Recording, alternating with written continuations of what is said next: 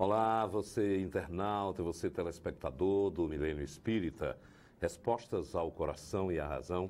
Nós estamos começando mais um programa desta série, hoje contando com Andressa Menarim, que é bacharela em Direito, servidora pública federal, universitária do curso de Psicologia e que, através da descoberta de Joana de Ângeles, foi levada exatamente a fazer o curso de Psicologia. Estudiosa da doutrina espírita, lá no Centro Espírita Luz da Caridade, em Curitiba, no Paraná. A gente agradece a sua presença aqui e já vamos começar falando sobre o tema deste programa de hoje, conflitos existenciais. Vou logo para a primeira pergunta. E antes de ingressar no tema, a gente gostaria de que você pudesse contar como é que foi o seu encontro com o Espiritismo e principalmente com a obra de Joana de Ângeles. Boa tarde. A obra da Joana de Ângeles chegou até mim num estudo de obras que nós fizemos lá na Casa Espírita onde eu frequento. Lá temos o grupo de estudo de obras, então a cada ano se elege uma obra escolhida pela diretoria, proposta pela diretoria da casa, o grupo vota e elege uma obra. Então há 3 anos, mais ou menos, se não me falha a memória, nós elegemos a obra Conflitos Existenciais da mentora Joana de Ângeles. Né? Uma obra de extraordinária beleza, de extraordinária profundidade, né, na alma humana, pois ela vem tratar justamente de dramas que são comuns a todos nós. Né? No mundo moderno, quem é que não possui ansiedade, estresse, enfim, tantas emoções que a gente sofre? E foi a partir desse contato com essa obra em que eu me interessei por esse universo psicológico. Né? Felizmente, hoje pude ingressar este ano no curso da psicologia e justamente para entender um pouco mais a profundidade com que a Joana de Ângeles aborda os temas, o drama humano nas suas obras, de uma profundidade, de uma extraordinária precisão e beleza, jamais vista. É realmente uma obra magnífica e que nos cura a alma. Eu acho que a proposta da Joana de Ângeles com estas obras, com a série psicológica, é justamente nos dar a ferramenta, nos dar o caminho prático pelo qual nós devemos seguir para curar os nossos conflitos, as nossas mazelas emocionais. Você já chegou com uma boa base lá no curso de Psicologia com Joana de Ângeles, já tinha o conhecimento de humanidades através do curso de Direito, então realmente que boa psicóloga estamos aguardando já se formar. Vamos abordar o tema conflitos existenciais. Qual é a proposta da mentora a esse respeito? Nesse livro, a proposta da mentora é justamente abordar as dificuldades. Né? Eu não gosto muito de ficar falando em defeitos que a gente deve vencer e superar. Eu gosto muito mais da palavra desafios, os desafios individuais que cada um tem que enfrentar. Eu acho mais instigante, mais positivo. E ela justamente vai abordar esses desafios mais comuns, né, a todos nós. Né? Dentro da normalidade. Normalidade, em termos psicológicos, é o que a gente diz que não existe normal e anormal. Como o conceito de normal igual a certo e anormal igual a errado. Não é isso. Normal é aquilo que é comum à grande maioria das pessoas e anormal é aquilo que foge desse conceito de normalidade, é aquilo que extrapola. E com essa obra, ela justamente vai aprofundar os conhecimentos psicológicos que a ciência da psicologia tem até hoje. Né? A mentora não contradiz, ela não se contrapõe a nenhum conhecimento da ciência psicologia. Ao contrário, ela reafirma, e isso está na introdução já da própria obra, né? que ela vem complementar o discurso, todo o conhecimento que a psicanálise, que a psicologia analítica e outras linhas psicológicas produzem sobre ciúme, inveja, medo, insegurança, ansiedade, estresse e outros tantos temas tão ricos e tão precisos e que todos nós temos isso em maior ou menor medida. O que é que significa fuga psicológica? Ela é comum, é algo normal de todos nós? Sim, sem dúvida. Fuga psicológica é o que Freud vai denominar de mecanismos de defesa do ego, né?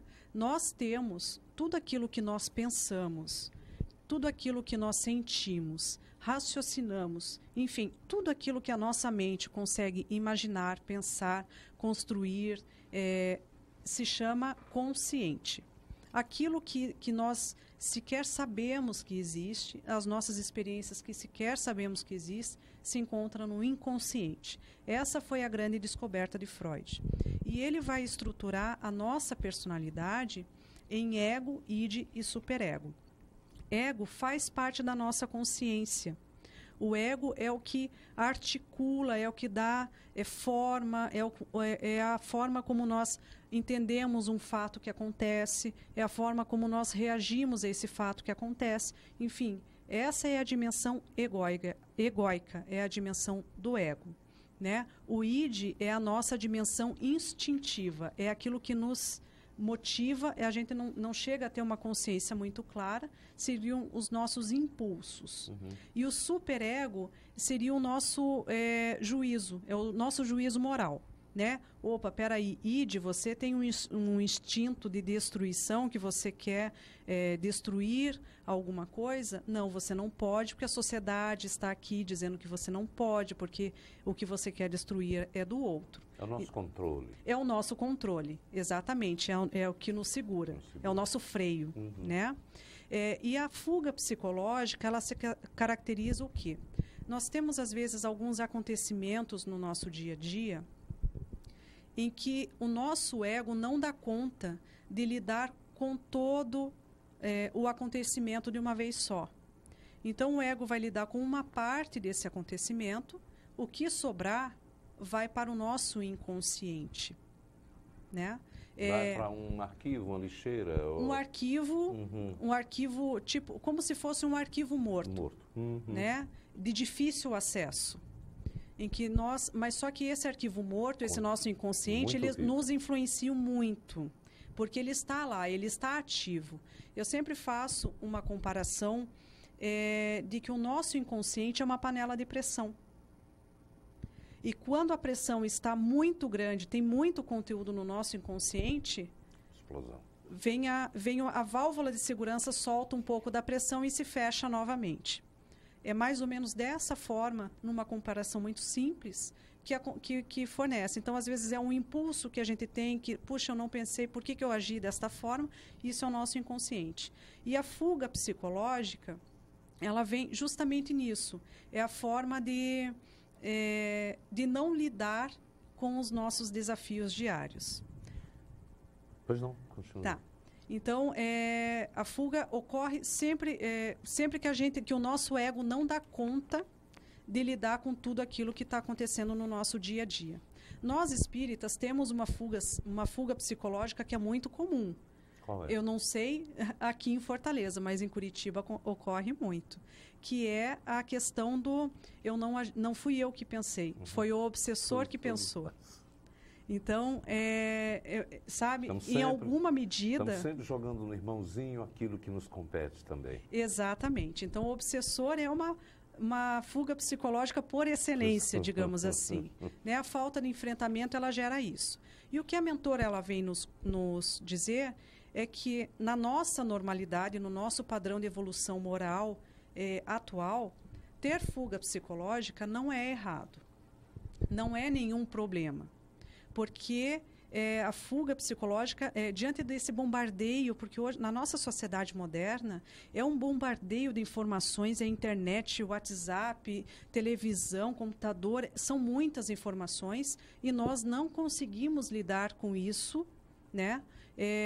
Com tudo isso ao mesmo tempo. Então, naturalmente, a fuga psicológica ela acaba sendo positiva. É uma autodefesa. É uma autodefesa porque ela vai regular só que o que é importante é a gente saber o que eu posso filtrar e trabalhar e aquilo que eu posso deixar de lado.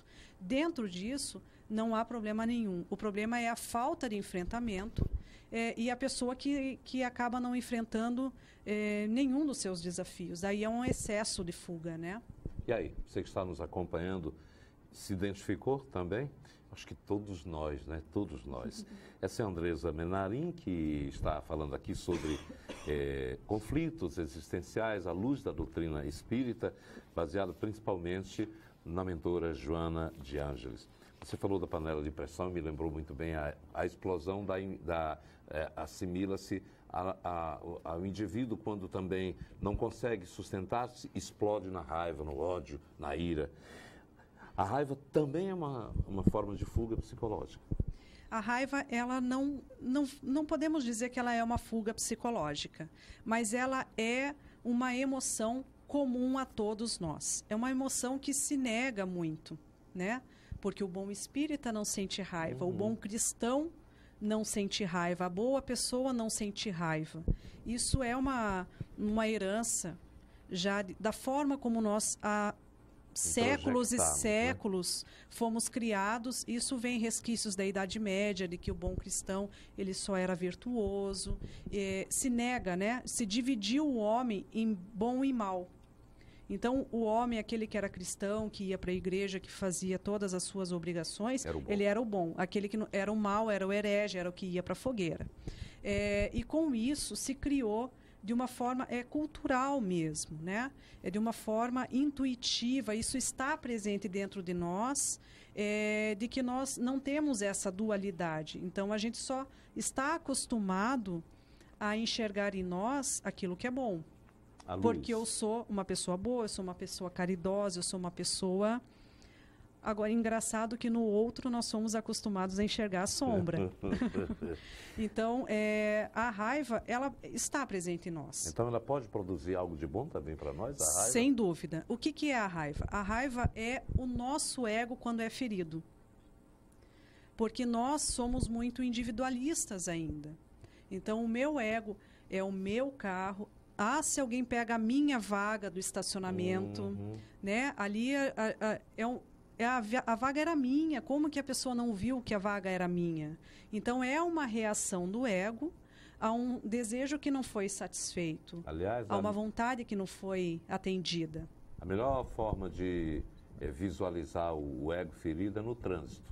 Sem dúvida, incrível, né? Sem dúvida. O trânsito, acho que é um exemplo muito rico de como nós nos comportamos e como nós liberamos toda essa nossa dualidade. A nossa dualidade se manifesta, né? A raiva, como você tinha perguntado, Nonato, ela não é ruim. A mentora nos coloca isso de uma forma muito perspicaz, de uma forma pontual e muito clara. Sentir raiva não é errado. Né? Nós temos que tirar este peso que a raiva é um sentimento ruim. Naturalmente, os exemplos que a mídia nos mostra são de explosões de raivas por motivos fúteis, por motivos os mais bárbaros e produzindo os resultados mais catastróficos possíveis. É claro que nesse contexto ela acaba sendo ruim, mas a raiva é um movimento que nos protege.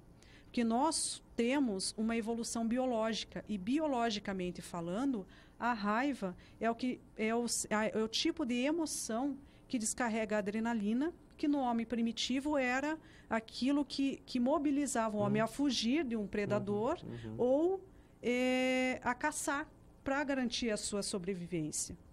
Então, nesse sentido, a raiva nos é um mecanismo de defesa mesmo. Ela faz parte da nossa defesa de nós nos defendermos de uma agressão que estamos sofrendo de outro. Então, assim, desta forma, com esta conotação, não podemos dizer que a raiva é ruim. Ruim é o que nós podemos fazer com a raiva. Sentir raiva não é ruim.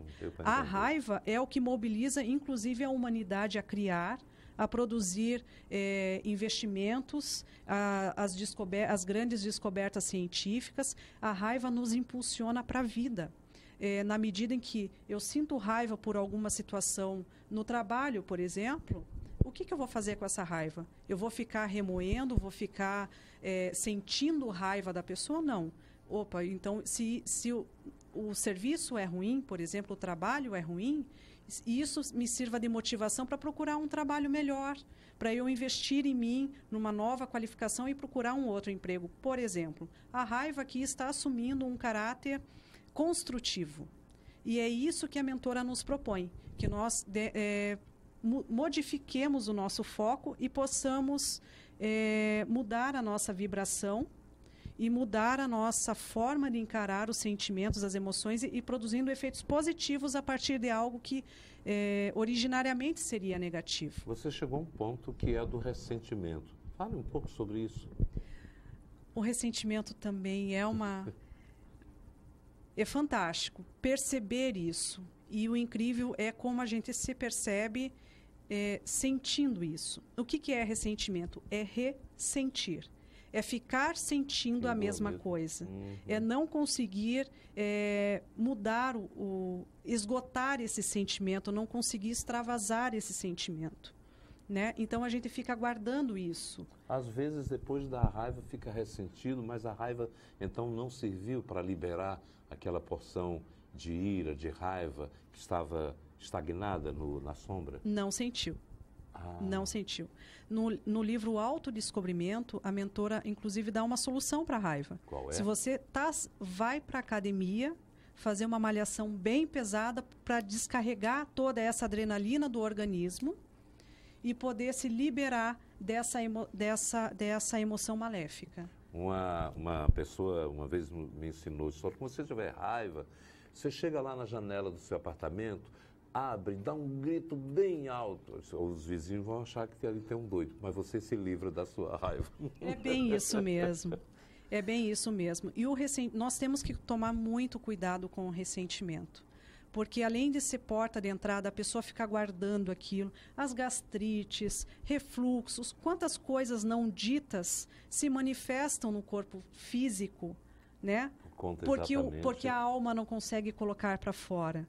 Por que eu não posso aprender a dizer para você, Nonato, olha, você me falou uma coisa ontem, mas assim, eu fiquei chateada, mas eu não quero ficar, mas eu não concordo contigo. Por que eu não posso resolver dessa forma polida, de uma forma equilibrada e sensata, conversada, né? Não é ofensa. Quando a gente somos nós que ferimos o próximo, na verdade, temos a possibilidade de incidirmos na culpa e em todos os seus consequtários.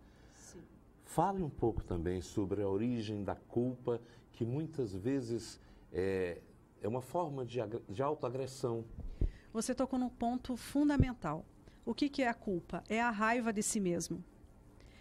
Nós, no nosso juízo de consciência, na nossa consciência cósmica que está íncita no nosso próprio espírito, o nosso juízo de certo e errado que pertence a cada um de nós, a nossa cabecinha no travesseiro no final da noite. Nós sabemos o que fizemos de certo e errado.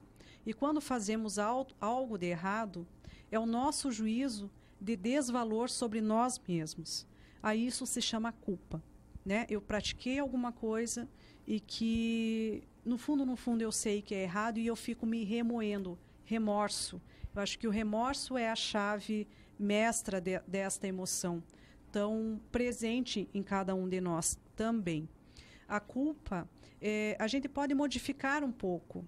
É muito difícil, né, a culpa, porque nós temos no nosso inconsciente mais íntimo, lá no nosso espírito, nós temos gravado todas as nossas vivências. Então, será que tudo aquilo que fizemos de errado nas nossas encarnações passadas não vão gerar reflexos na presente encarnação? É bastante possível. Isso é muito possível. Então, nós já nascemos com sentimento de culpa pelos erros que cometemos em encarnações passadas. Na atual existência, é muito importante a questão da criação que os pais dão aos seus filhos. Porque muitas criações das crianças podem levar as crianças a desenvolver um sentimento de culpa. Né? E é muito mais criativo, fazendo analogia com a raiva, é muito mais positivo nós trocarmos a questão do sentimento de culpa pela noção de responsabilidade. Eu pratiquei um ato errado, mas eu serei responsável por reparar esse esse ato, mas sem aquele juízo de desvalor sobre si mesmo. Né? Isso é a grande proposta da mentora para a culpa. Outra fonte também de conflitos existenciais é a ansiedade. Eu gostaria que você discorresse para o nosso telespectador os principais aspectos, origens, características e a terapêutica que sirva de lição para todos nós. Eu ia dizer assim para mim, mas para todos nós.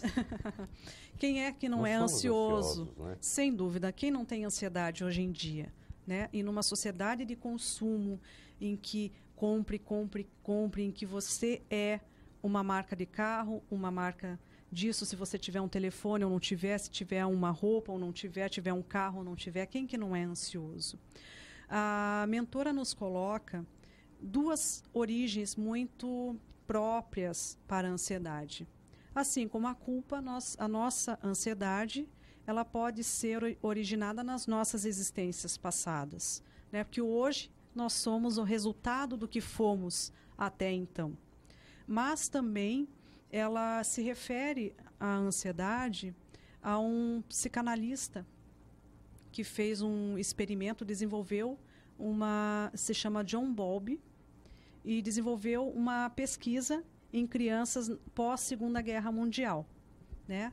Segundo este autor, as crianças, os bebês, desenvolvem vínculos de apego com os cuidadores, que normalmente é a figura da mãe, mas eventualmente pode ser o pai, uma avó, uma tia, enfim, a pessoa que cuide com mais presença dessa criança. Até os 3 anos de idade se forma esse vínculo. Né? Ele não é um vínculo aprendido, ele tem um componente biológico. Não é só um comportamento aprendido, ele tem uma influência da nossa evolução animal, da nossa evolução biológica também. E a causa, o que seria a causa maior da ansiedade na existência atual, é justamente uma falha nessa vinculação entre o bebê e a mãe. Não é entre a mãe e o bebê. A mãe influencia, mas a vinculação é sempre considerada entre o bebê e a mãe. Tá? É superproteção, alguma coisa assim? Não. Não seria. A vinculação que a gente chama de apego seguro, né? É a vinculação saudável na medida em que atende a todas as necessidades do bebê na medida que o bebê precisa. Então, a mãe que consegue ser presente, porque hoje isso também é uma dificuldade, né? Que consegue, a cada choro do bebê, acalmar aquela criança, atender a necessidade da criança com mais facilidade, não quer dizer que seja só isso, né? Com mais facilidade, vai conseguir desenvolver nesse bebê uma sensação de conforto. Então, toda vez que aquela criança chorar, a criança também está... A criança é só a emoção, ela é sensação. Ela não pensa do jeito como nós, adultos ou crianças já 2, 3 anos, conseguem começar a estruturar um pensamento raciocinado como nós imaginamos. Né? A criança sente, por sensação, ela sente que ela está molhada, ela sente que está com frio, com fome, e ela chora. É a forma dela se expressar. Quando há uma segurança, a criança consegue confiar que o adulto vai atender a necessidade dela. Quando a criança não consegue desenvolver essa confiança no cuidador, ela pode criar um vínculo de apego inseguro, um vínculo de apego ansioso, um vínculo de apego evitativo, que são subespécies, e a partir dali se origina e é nesses tipos de apego inseguro que a mentora propõe, aponta como a principal, não a única, mas a principal causa de ansiedade na idade adulta. Não quer dizer que a mãe que precise trabalhar fora, que precise deixar, às vezes, a criança na creche, seja responsável. Não seja capaz de desenvolver um apego seguro. Não é isso. O que importa não é a quantidade de tempo que está com a criança, é o tempo que está com a criança disponível, que ela consiga atender a expectativa da criança. Pelo que a nossa entrevistada já falou, a gente atinge aqui um momento em que podemos até mesmo resumir de que o amor surge como grande dissolvente dos conflitos emocionais, não é verdade? Sem dúvida. A mentora nos coloca nessa obra não apenas só sentimentos, assim com uma carga mais pesada, mais negativa, mas ela nos coloca o desenvolvimento do amor. O amor pode ser desenvolvido, sim. E nós precisamos, a partir dos ensinamentos de Jesus, ela nos coloca que nós, antes de mais nada, precisamos aprender a nos amar. Nós não conseguiremos amar o próximo sem amar, antes de mais nada, antes de ninguém, a nós mesmos. Conhece-te a ti mesmo. Conhece-te a ti mesmo é o perdoa-se a si mesmo. Para nos amar, antes de mais nada, nós precisamos nos perdoar. Perdoar não quer dizer justificar as coisas erradas, mas é nos perdoar, modificar o nosso comportamento, para que a gente possa, primeiramente, perdoar o próximo, para em seguida conseguir amar o próximo. E a partir daí, sim, nós vamos conseguir ter um amor a Deus, um amor sublime para Deus também. Olha, muito importante a presença da Andressa Menarim aqui durante 2 programas que a gente teve oportunidade. Ela tem assunto para o ano todo, com uma maneira muito fácil de trazer todas essas informações e orientações, claro, à luz da doutrina espírita e também repatriando para nós aqui o que Joana de Ângeles diz nos seus livros. Por isso dá uma vontade de correr e ir para o livro. Já vou procurar conflitos existenciais depois de ouvir você falar aqui. Muito obrigado, parabéns pelo seu trabalho, que a sua missão na Terra seja de cada vez iluminar a si e aos outros, certamente. Eu que agradeço pela oportunidade de aqui compartilhar esse conhecimento com todos e espero ter podido acender a chama da mentora Joana de Ângeles no coração de vocês, porque realmente a obra dela é de uma beleza insuperável. Obrigado a você que esteve com a gente. Até o próximo encontro.